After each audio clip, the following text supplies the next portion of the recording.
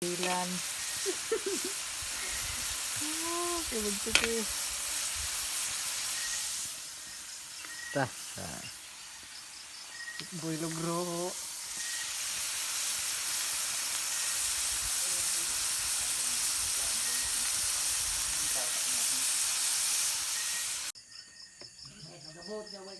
Yan guys, ito yung ulam namin. Shrimp at saka pot. Ayan, gabot. Tsaka ginamos. Ginamos yun yung ulam namin guys. Tapos kanin. Bagoong. Dito kami ngayon sa farm. Dol, Ito yung ginagawa namin guys tuwing weekend para malibang kami. Malibang. Iwas dito sa farm guys, walang kurente.